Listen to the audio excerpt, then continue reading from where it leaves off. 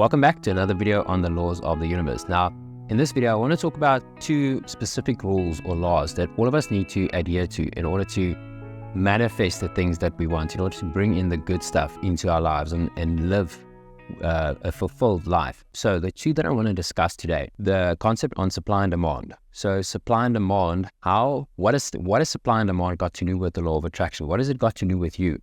It's a concept that you need to follow. And if you don't follow that concept, then you won't be able to bring in the stuff that you want.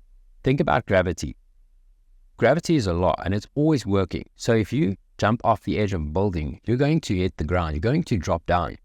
There is no magic technique that you can now apply and say, okay, because I believe that I'm going to fly, or because I believe that gravity is not going to work in on me, then I can jump off the building and nothing's going to happen. It's always going to work the same way. For you, for me, for anybody else. So the law of supply and demand, that's the first one I want to discuss. And the second one is this law of compensation. The concept of supply and demand is that if supply goes down, demand will go up. Now, where do you fit in this concept? Whatever you produce is the supply. And whatever you want in life, the experience, the car, the money, the relationship, whatever it is that you want is the demand. So you are demanding that I want those things. So that's the demand and you are the supply. Now the concept is that as supply goes down, demand will go up.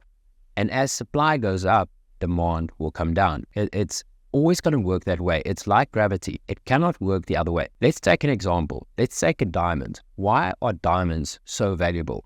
It's because the supply of diamonds are far less than the supply of iron.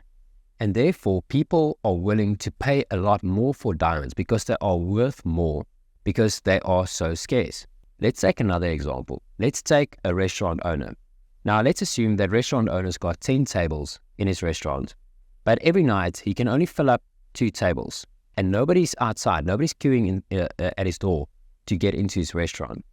What that means is that his supply is too high, not his particularly just by himself, but overall, there are too many other people that can supply the same quality of service than this restaurant owner. And therefore, there's no demand for it, because if I can't get into his door, I can get into 20 other people's restaurant doors in order to get the same quality of service. In fact, most probably, I am willing to pay a little bit higher fee to get a little bit better service. So what this person in this scenario needs to do is they need to either lower their prices even more so that more people will say, okay, I'm willing to pay, let's say $5 for this meal at this caliber of restaurant, and therefore he will fill up more tables. Or what he needs to do is he needs to increase his quality of output, the quality of food. And it's not only the food, it's the entire experience. So it's the vibe, the music, the environment, it's the food, it's everything, the experience from start to finish. So this person, as he increases the quality of his outputs, what does that mean for supply? It means that now less people can compete with this person. So that means that he's becoming more of a scarce commodity, because now less people can compete with him. So now more people are naturally going to want to get his services or that service or that product, whatever it is. So what this restaurant owner now needs to do is he needs to level that out. He needs to find a balance. So he needs to either lower his price or increase his quality until that he gets to a point. As he does that, either way, or he can either affect both or he can affect only one. But as that, let's say he increases his quality, then in time, you'll notice that now he fills up 3 tables, 4 tables, 5 tables every night, 6, 7, 8, 9, 10, until he reaches his capacity. And nobody's queuing at the door, but he is at capacity. Then he knows he's at a balance. Because now assume this person wants to manifest. Let's say he only fills up 2 tables, his business isn't doing well. So what would this person naturally want to manifest in their lives? They would want to manifest more clients coming in, more money, right? More business. So in other words, now he's increasing the quality of output. So now, all of a sudden, the laws of the universe, the law of attraction is naturally bringing more people into him. He did not need to find the technique to now visualize or meditate or bring something in. He just needed to increase his quality, lower the supply, overall supply of whatever it is he has to offer. And naturally, it's like gravity. If you jump off, naturally you're going to go down. So naturally now the clients are starting to come in. But now let's assume he's reached that equilibrium, that balance where he's filled up but nobody's queuing. Now let's assume he continues to increase his quality. Now people are flocking to his restaurant. They're queuing outside because they're waiting for a space, because at that price, they are willing to wait outside in order to get in at a later stage. That's the natural laws of the universe. You as an individual and the thing that you want are naturally drawn to one another. They want to connect, but something that you're doing, you are holding back your quality of output. You're holding back your potential. So because you are holding back your potential, it's a natural law. The universe is also holding back. Because remember, currently you are the supply and the thing you want is the demand. But in somebody else's story, you are the demand and he or she is the supply. Let's talk about a relationship, or let's say you are not in a relationship, but you desperately want a partner, but nobody's queuing at your door. It means that you don't have a lot to offer. It doesn't mean that you don't have potential. Everybody's got exactly the same potential in different ways, but it means that you are holding back, you are locking that potential up, and you're not willing to give more, to provide a higher value. Now, it works as the same with money, business, objects, relationships, emotions. It works with everything. That law applies to each and everything in life. I want you to keep that concept in mind. So let's assume you are in this position in your job where you feel that you need to be paid more. You feel that you've been loyal to this company. You feel that you deserve more, but nothing's happening. You've been there for 10 years and you just want to manifest more money. You want to manifest a better opportunity or a promotion or an increase, whatever it is that you want to manifest. Then I want you to understand this concept that whatever you are supplying, there's too much of competition out there that's competing with you. That's why you are not being offered more. People think also they can manipulate the process. They think that either the employer can manipulate the process by saying, I know you're worth more, but I'm not going to pay you more. Or employees think that they can also manipulate the system by saying, well, I'm going to go on strike, or I'm going to do whatever you want to do until you pay me more. But what happens is that the universe is in control of that law. None of us can control that law. So that means that if let's say you've been at your company, or you've owned a business and it just hasn't grown yet, it hasn't picked up, or you haven't gotten a promotion for the last 10 years and you've been doing your job, it just means that your output is not worth more. I'm not saying you're not worth more. I'm saying your output is not worth more because there are too many other people that can offer the same quality that you're offering, the same energy at the same price or even lower. So naturally, people think that, okay, I'm not going to provide a better service to the company that I work for because they don't deserve it, because they're not paying me more. But what they don't realize is that as soon as you start increase your output, increase your quality, then the supply will decrease, because now less people can compete with you. Less people can compete with the high caliber and the high quality of service that you're delivering. And then naturally, the universe will want to find an equilibrium. It would want to find balance. So out of nowhere, you're going to either get a promotion or get a better job offer, or your business is going to grow, or you're going to get a new client, or whatever's going to happen, but something will happen. It's not up to you. The universe will control that. So the next one is the law of compensation. First of all, compensation does not only mean money. Compensation means anything that you bring into your life. If you deliver a service, I can compensate you with whatever you ask for. If you deliver a service and you ask for money, then I can give you money. If you ask for friendship, that's a form of compensation. If you ask for a relationship, that's a form of, or commitment in a relationship, that's a form of compensation. The compensation that you're getting is equal to, first of all, three things. First of all, the difficulty of the job that you do, the ability or your ability to do it, or how difficult it is to replace you. So let's look at the first one, how difficult the job is. Let's take one side as a cleaner and the other side is a neurosurgeon. First of all, how difficult is it to clean something as compared to how difficult is it to do a brain surgery? So we can all agree that the one is vastly more difficult than the other. That's the quality of the output. The supply of neurosurgeons, because it is so difficult to become a neuro or a brain surgeon, are far less than the supply of cleaners. It's much easier to become a cleaner than it is to become a brain surgeon. So the demand for a neurosurgeon are much higher. Therefore, people are willing to pay a lot more money for this neurosurgeon than they are to pay for a cleaner. Because if this cleaner doesn't want to do their job, you can find another cleaner within 5 minutes. And therefore, you are willing to pay a much higher price. And that's the laws of the universe, because a lot more energy has gone into becoming this neurosurgeon than there was in becoming a cleaner. All of us have cleaned something in our lives. That's why, if you think about it, with 7 or 8 billion people on the face of this planet, almost every single person knows how to clean something.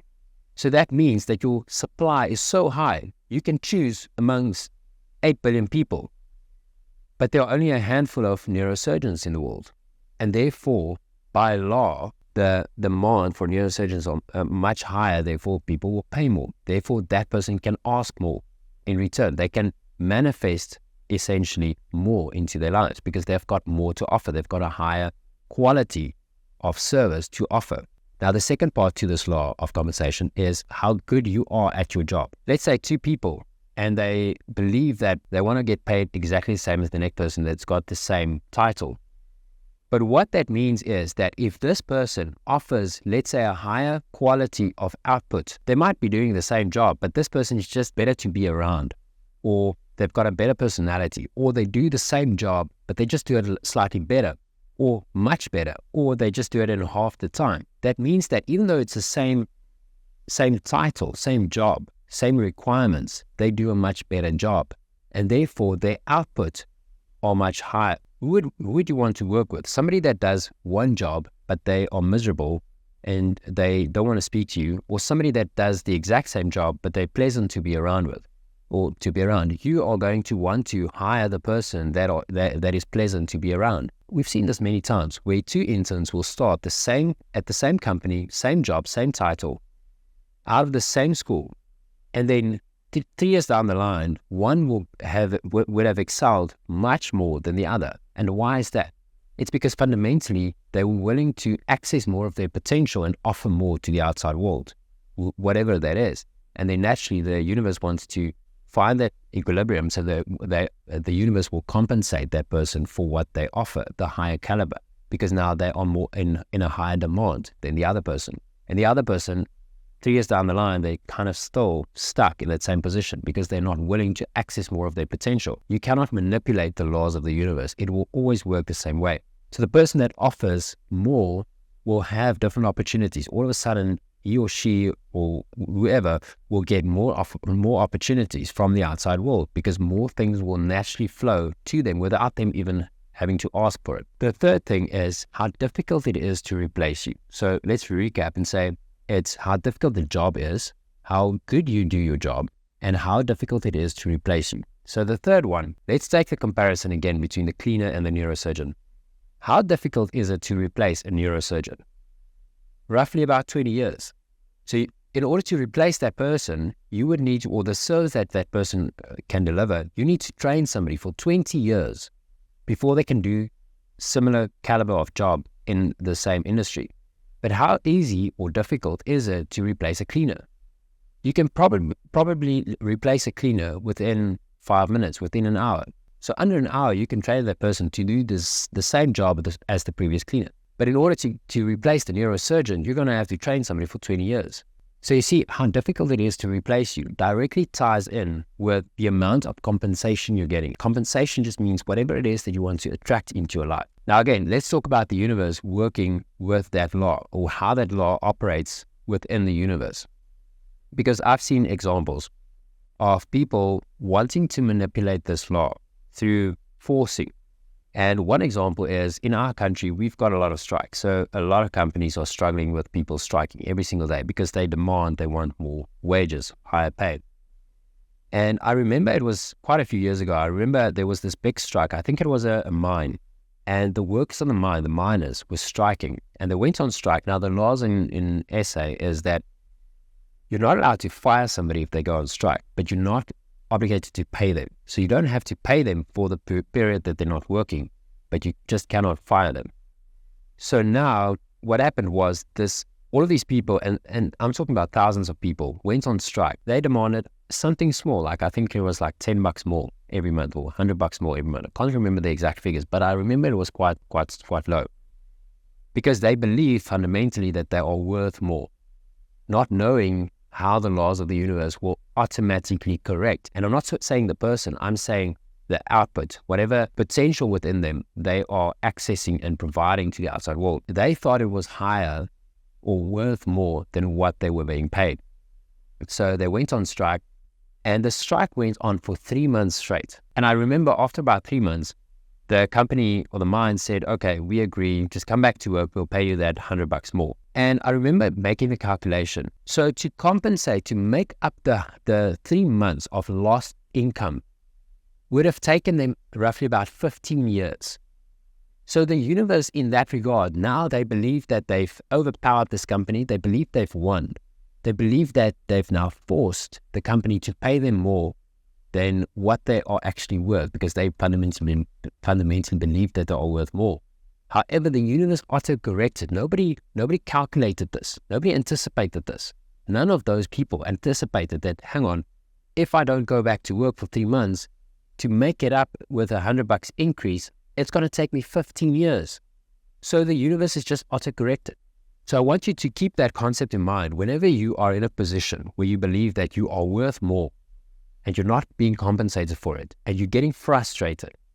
Know that the supply is too high, the supply of what you have to offer in return. Because remember, in order for you to bring in new energy, in whichever form, money, relationship, finance, romance, whatever it is, in order to bring in energy, you need to get rid of energy. If you believe you deserve more, then you need to understand that you need to offer more. The supply, the people competing with you are just too high.